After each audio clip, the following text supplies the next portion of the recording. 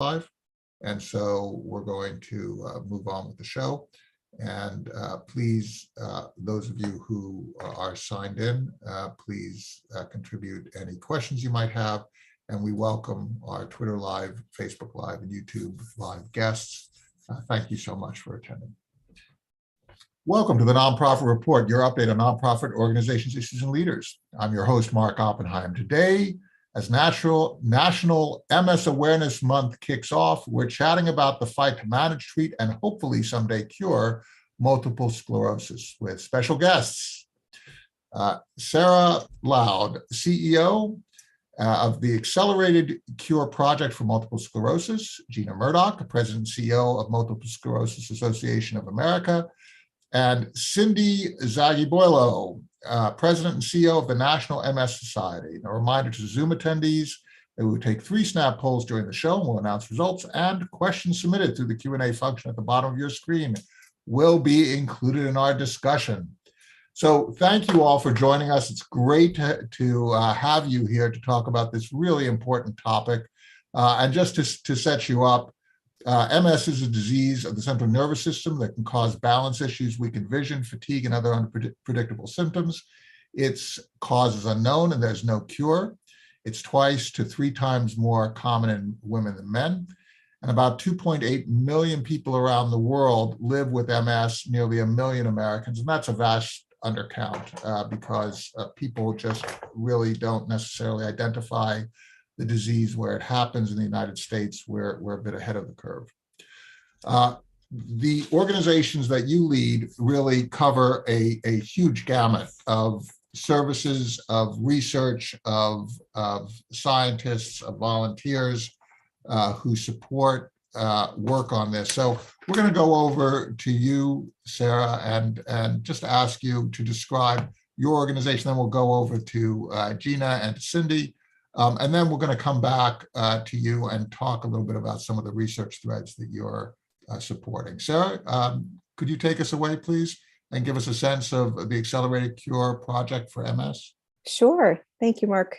So for the millions of people living worldwide with MS, and for the people who are diagnosed every day, and for their loved ones, the diagnosis of MS can be devastating and create uncertainty about their future and can leave them feeling powerless and isolated. At Accelerated Cure Project, we give them an opportunity to regain their power through research, not just participating as a research subject, but actually as a driver and shaper of research. We bring together the lived experienced experts, the people who are living with the disease and their caregivers, and put them into collaborative conversations with researchers who are propelling the science forward for cures, for better treatments, for better quality of life, and ensure that the research that gets accelerated as a result is focused on the needs and priorities of people living with the disease.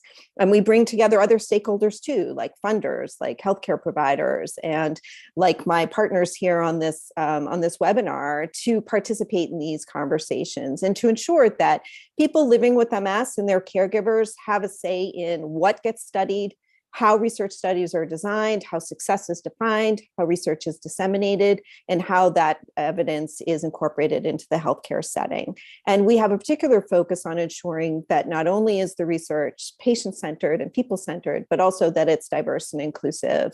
Since 2016, we've been working on a number of initiatives that have been focused on ensuring diversity from race and ethnicity, from age, gender, sex, ability, all dimensions, so that the research is done, it's accelerated, it's inclusive, and represents all people living with MS. What's really important here is that not only is this about justice, but it's also about practicality and finding information, because people who have different lived experiences, people who come from different genetic backgrounds, people who have a different life arc, they have different data to contribute to the scientific research that needs to be undertaken.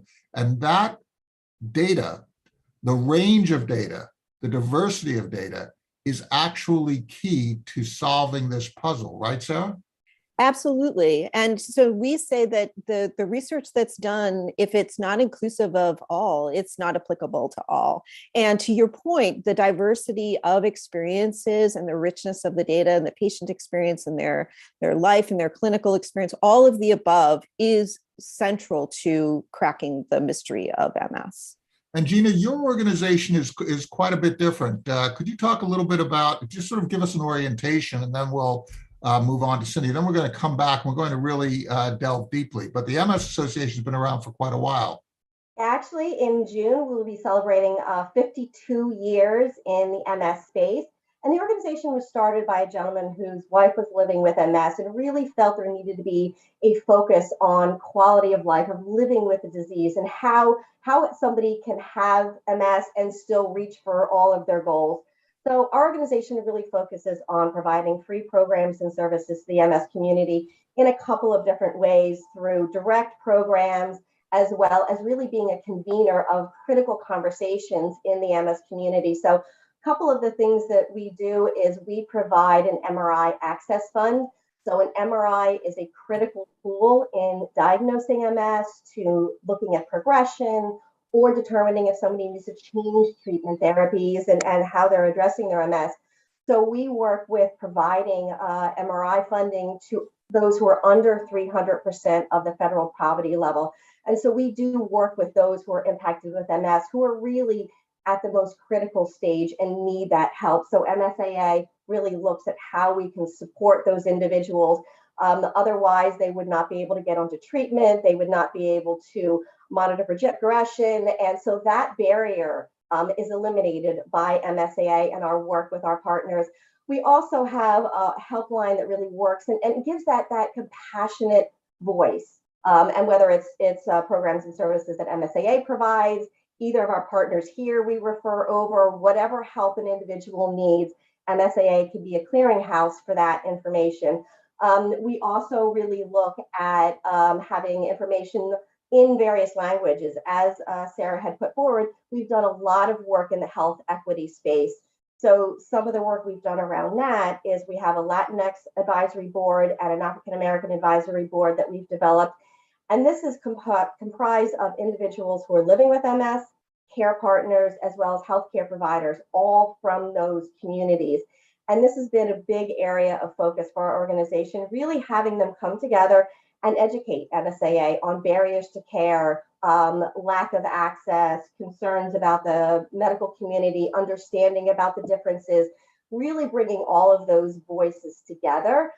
We have issued white papers about that, so really want to share the information that we have with the whole MS community, as well as doing programs since we are in MS Awareness Month, really focusing on a theme of shaping the MS experience and talking about things like understanding progression and choosing a therapy, all of those aspects. So what we really look to do is keep that individual living with MS at the center of everything we're doing, convening voices around that individual so that they can educate us about what the gaps are, what the needs are, how we can help as an organization, how we can improve quality of life, how we really can help an individual become an empowered self-advocate in their treatment decisions and in their protocol decisions, and really disseminate and share that information with other members of the MS community or other members of other chronic disease communities so that we can work together to help. And these kinds of models where we have different organizations like yours, Cyndi, that take different parts of this space, we see this deployed in the ALS world. We see this deployed in the muscular dystrophy world, in the rare cancer world. Talk a little bit, Cyndi, about your cut on serving the community. Well, I think one of the things that you see that's consistent is that we start with people who are affected by MS and bring the world together. So the National MS Society is a movement, the largest movement in the world by and for people affected by MS. We have a long history of amplifying the voices of people with MS and ensuring that they can receive the trusted information. Trusted information. We know there's lots of information. We're talking about trusted and vetted information about MS, and also fueling research and collaboration to accelerate the scientific discoveries we need to reach MS cures. So our mission at the National MS Society is we will cure MS while empowering people affected by MS to live their best lives. And later this month, our Pathways to Cures roadmap will be published in the scientific publication focused called MS Journal, which is the most widely read scientific journal about multiple sclerosis among MS researchers and clinicians. And this article will outline the discoveries and steps needed to reach MS cures. We're focused on 3 pathways to reach cures. Stopping MS, which essentially we define as no new disease activity. In other words, just stopping it as soon as we identify it. Restoring a lost function, which means reversing symptoms and disability, getting back what MS has taken away, and ending MS. And ending MS has to do with preventing MS, which has become a real possibility. We can see that in the future. First, we'll focus on people at high risk for developing MS, and then for the general population. So our vision, of course, is a world free of MS. And we have gained global agreement that this roadmap that will be published in just a couple of weeks will lead to MS cures. And we expect it will inspire collaboration and accelerate the progress. Another part, yep, go ahead. One of the things that I really love about going around this table is that there's not just one silver bullet approach, right? You have local requirements. You have requirements of sharing information, of debating approaches, of really criticizing each approach, each research thread, so that rare resources are appropriately invested, right? This is basically mixing it up. It's people mixing it up, all dedicated to finding a solution. And at that point, right, when you have the question of ego versus a solution, you're going to pick a solution, right? I mean, no matter who you are, you really want to get rid of this disease, don't you, Cyndi? That's right. That's exactly right. And bringing people together to bring their ideas forward, to giving them a place to share what their thoughts are. And, scientists, clinicians, but most importantly, people with MS who tell us what they need and what solutions they want. Another area that we focus on at the National MS Society is to empower people to live their best lives. And by providing, one of the things that we do is provide one-on-one partnership so people can work through the individual challenges that they have and that they experience through our MS Navigator program. So lots of work we do. The National MS Society is the largest network of people who care about MS in the world. We're the largest MS society in the world, and we work a lot in the international space because we don't care where in the world a cure is found, as long as people can get it. And we really want everyone to be able to plug in and feel at home here and contribute what they can and get what they need. Let's talk a little bit about what I am likely to experience in the early days, where there might be warning signs that I have MS. What am I likely to experience? Gina, could you sort of walk us through this initially? Sure. I mean, the challenge with getting an MS diagnosis is symptoms can ebb and flow. It might be that you have vision issues. It might be that you have tingling or numbness in a part of your body, or you lose feeling in a part of your body. And what it makes it such a challenge are the ebb and flow of those symptoms. So we really encourage people to look at those symptoms. When we're talking about the symptoms, it's so critical for the people to understand. And that's what's so important about MS Awareness Month, is raising awareness about MS, about the symptoms of MS, about the treatments of MS, so that if somebody is seeing those symptoms, that they can have that in their thought, they can talk to their healthcare provider, and what that looks like in order to get to the diagnosis, get to the healthcare provider, and get onto their MS journey. Right. It could be balance. It could be just feeling very fatigued.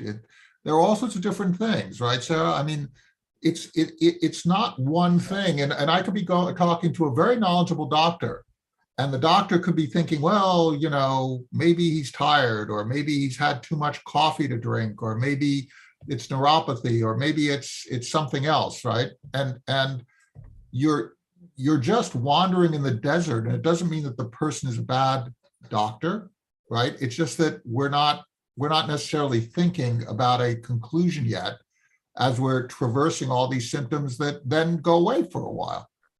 I think that, the diversity of symptoms and the heterogeneous experience that people have, really adds to the confusion about diagnosing MS. And then something else that you mentioned are, we hear so much about these invisible symptoms, so fatigue and pain and cognition and those types of things where people will say, well, you look fine. And so I think some of those things are the types of things that healthcare providers might assume are stress or just day-to-day living.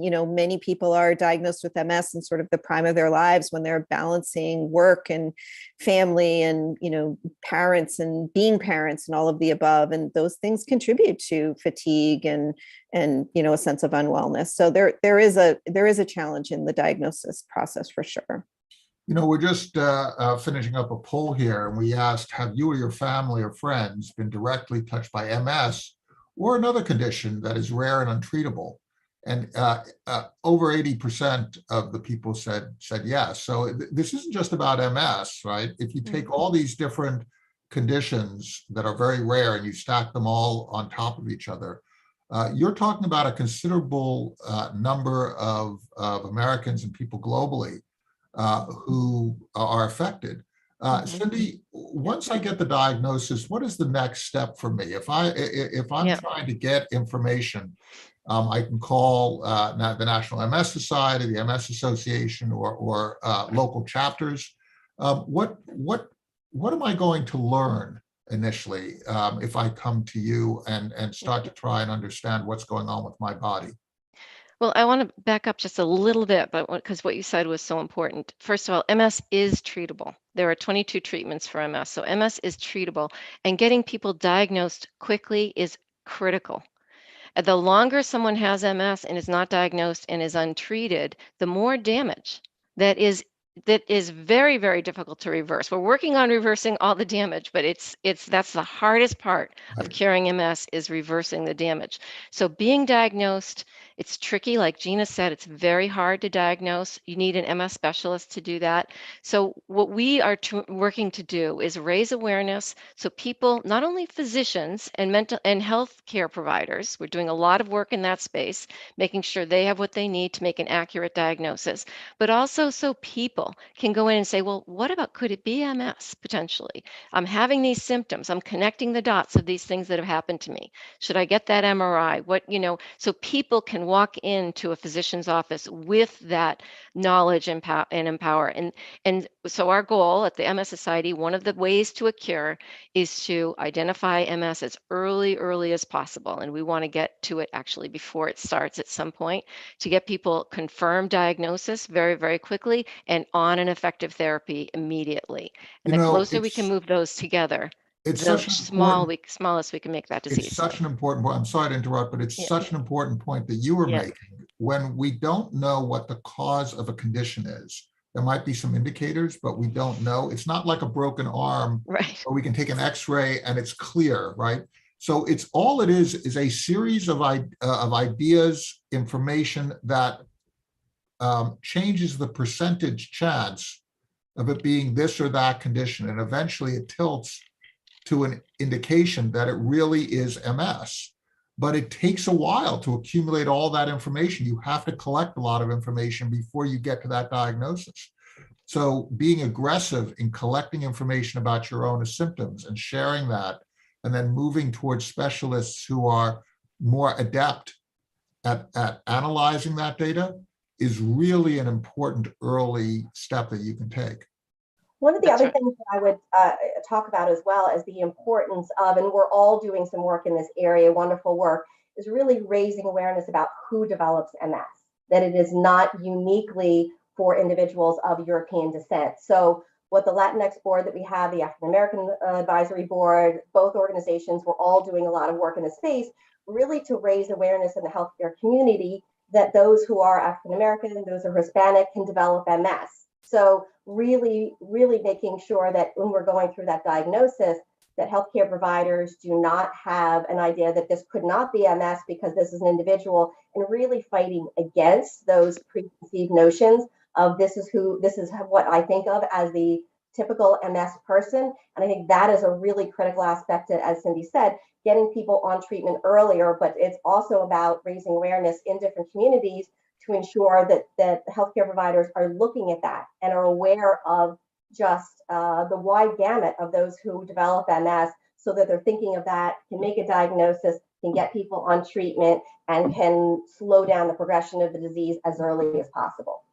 That's a really phenomenal point, right? The idea that someone who has MS needs to have a certain gender or racial makeup or whatever, it's just such a fallacy.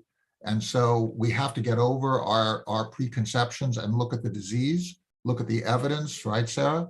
As opposed to look at what we think coming into this process, because the disease is going to surprise us every time. Absolutely. And to your point, Mark, I think that's so much about bringing as many people as possible into the research space.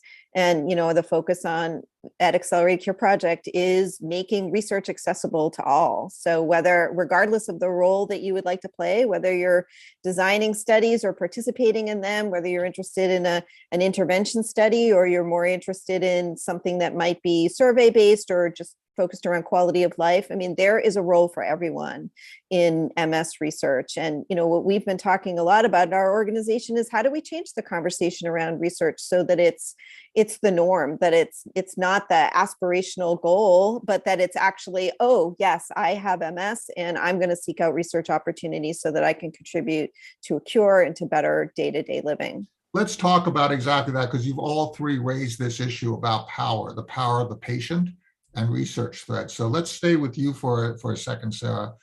Could you talk a little bit about the most interesting research threads that you're pursuing right now? And then let's talk about the power of the patient for determining that, because this is not a situation which we have too often experienced in the past, in which we all become science experiments, right?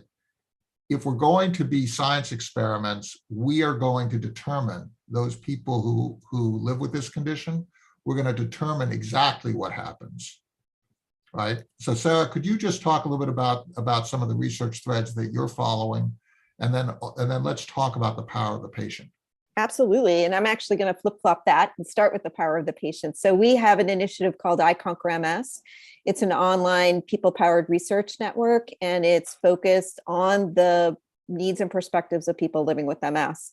And for example, through part of the initiative called Our Questions Have Power, we're actually developing the research agenda in partnership with people affected by the disease. So we had a focus on COVID-19, where we actually sourced and then funded with the National MS Society a really important set of studies around COVID-19 vaccine safety and effectiveness in people living with MS and undergoing treatments of MS. And now we're focused on MS symptoms and their treatment. So we're working in collaboration with people living with MS and caregivers to understand what their priorities are. What are the priority research topics that we should be studying in the area of MS treatments, MS symptoms and their treatment. And then we'll be bringing those folks together with researchers who are interested in these topics and with funders to drive that research forward. So we're really sourcing the research agenda through the power of the people affected by the disease. So important. In our work with the AIDS community, for example, there's a big issue with aging with AIDS.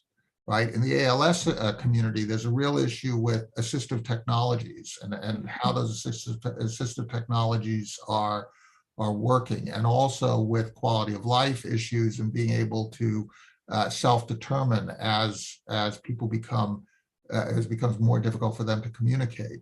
Right. Each of these issues really requires the patient to weigh in, the person who lives with as the empowered individual, right, Cyndi? Because that's really where it starts. It is not a question for anybody else to decide in terms of what happens in terms of research, in terms of what happens in terms of treatment. It really is about the person who lives with ALS, with MS. MS, yeah. One of the things that we say all the time is that, if you know one person with MS, you know one person's MS. MS is different for every single person. It's very uniquely affects individuals. And so it has to start there. It has to start with those questions about what are your needs? What's your lifestyle? What are you trying to achieve in your life? What are your goals? What are your hopes? What are your dreams? And then start from there and figure out the best path forward. I'd like to talk a little bit about something that we're asking right now. We're asking, to what extent should our medical system be obligated to treat those living with an incurable condition? And Gina, you had touched on this issue. We have a situation right now where, depending on wealth and your health insurance status, you can get reasonably good treatment or no treatment at all. Gina, how do you see this question about how